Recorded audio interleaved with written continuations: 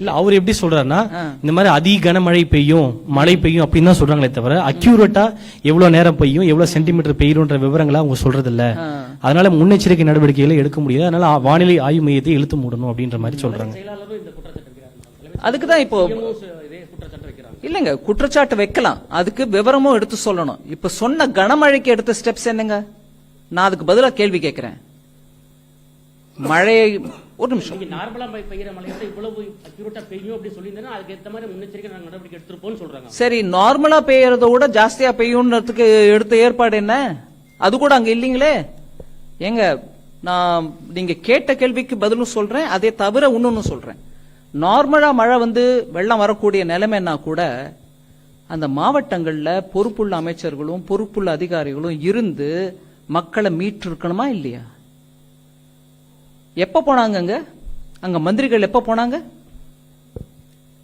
நான் இந்த ஒரு மத்திய அமைச்சரா இருந்துகிட்டு சில விஷயங்கள் நான் பேச விரும்பல, இருந்தாலும் நான் கேட்கிறேன். நேஷனல் டிசாஸ்டர் ரிலீஃப் டீம் போறதுக்கு முன்னாடி தமிழ்நாடு அரசுல இருந்து அங்க யாராவது இருந்தாங்களா? இல்லீங்களே. நார்மல் மழை மாதிரி வரும், சாதாரண வெள்ளம் தான் வரும் அப்படின்னா கூட அப்ப கூட நீங்க இருந்திருக்கலாமே. சோ குற்றம் சொல்றதுக்கு ரொம்ப சுலுவுங்க. ஆனா நான் சயின்டிபிக் விவரத்தோட கொடுக்கிறேன் உங்களுக்கு. இத்தனை பேசுறவங்க தயவு பண்ணி ஒரு அமைச்சர் சொன்னதை வச்சுட்டு நான் பதில் சொல்றேன். 4000 கோடி ரூபாய் செலவழிச்சு அதுல 92% மொத்தம் செலவழிச்சுட்டாங்க. என்ன மழை வந்தாலும் ஒன்னும் ஆகாதுன்னு சென்னையை பத்தி பேசினவரு வெள்ளம் வந்த பிறகு சென்னையில மிச்சாங் வந்த பிறகு என்ன சொல்றாரு? 42% தான் அதுல செலவழிச்சிருக்கோங்க, மீதி நாங்க செலவழிக்கலைங்கிறீங்களா? 4000 கோடி செலவு பண்ணுங்க கொடுத்திருக்கிற பணத்தை, நீங்களே செலவு பண்ணிருக்கோம் சொன்ன பணத்தை எங்க போட்டீங்க? அந்த நம்பர் ஏன் மாறுது? இதுதான் உங்களுக்கு முக்கியமான பிரச்சனை. இப்போ தூத்துக்குடியில எல்லாம் சாப்பாட்டுக்கு வழி இல்லாம இன்னும் ஊருக்கு கிராமத்துக்கு போல அதெல்லாம் விட்டுட்டாங்க. கேட்கிற கேள்வி நிர்மலா சீதாராமன் சொல்லிட்டாங்களா சென்னை மையத்துக்கு? நான் அதுக்கு விளக்கம் சொல்லிட்டு இல்லை நான்.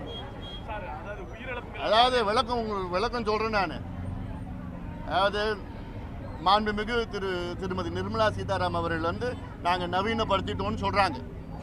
என்னுடைய கேள்வி மட்டும் என்னுடைய ஆதங்கம், ஒரு தமிழனா என்னுடைய ஆதங்கம் என்ன? வெளிநாடுகளில் இப்படி துல்லியமா 2 நாள் பிறகு 4 மணிலேருந்து 5 மணி வரைக்கும் இந்த பகுதியில் மழை பெய்யும்னு சொல்றாங்க. இங்கே ஏன் அது வரமாட்டுது? அந்த தொழில்நுட்பம் இங்கே ஏன் வரல? சுதந்திரம் அடைஞ்சு 76 ஆண்டுகள் ஆகுறது இல்லை. ஏன் அந்த தொழில்நுட்பம் இங்கே கொண்டு வர்றது? நீங்க புதுசாக பில்டிங் கட்டினா, நீங்க டாப்லர் கொண்டு வந்துட்டீங்க, அதெல்லாம் ஏன் வேலை செய்யல? ஏன் உங்களால சொல்ல முடியல? அதுதான் என்னுடைய கேள்வி மட்டும் என்னுடைய ஆதங்கம். ஏன் நான் சொல்றேன்னா, வரும் காலம் இதை விட மோசமா இருக்கும். இதோட பெரும் வெள்ளம் வரும், பெரும் புயல் வரும், பெரும் சூறாவளி வரும், கடுமையான வறட்சியும் வரும் இடையில. அதனால அதற்கு நம்ம தயார் நிலையில் இருக்கணும். நம்முடைய வானிலை அப் டு டேட்டா இருக்கணும். வானிலை அப் டு டேட், உலகத்தில் உள்ள உலக தரம் வானிலை அறிக்கைகள் இங்க இருக்கணும். பொதுவா இந்த மாவட்டத்தில் மழை பெய்யும், இதுல வந்து கனமழை பெய்யும், அது லேசான மழை பெய்யும், இங்க காற்று வரும், காற்றோட கலந்ததெல்லாம் அதெல்லாம் வேண்டாம். கரெக்டா சொல்லுங்க. தூத்துக்குடி மாவட்டத்தில் நாளை மறுநாள் இவ்வளவு சென்டிமீட்டர் மழை பெய்யும் சொல்லுங்களேன். வெளிநாட்டில் சொல்றாங்க, ஏன் உங்களால் சொல்ல முடியல? அந்த ஆதங்கம் தான் எனக்கு தவிர நான் வந்து இதை வந்து அந்த மையத்தை கொச்சப்படுத்தணுமோ அப்பெல்லாம் என்னோட இது கிடையாது. அதெல்லாம் அதனால அந்த ஆதங்கம் எனக்கு. ஏன்னா நான் உலகத்தில் பல நாடுகளில் பார்த்த அந்த முன்னேற்றம் இங்கே வரணும்னு நான் பார்க்குறேன் நான். ஏன்னா இது அறிவிச்சாங்கன்னா உயிர் சேதம், உடைமைகள் எல்லாமே நம்ம காப்பாற்றலாம்.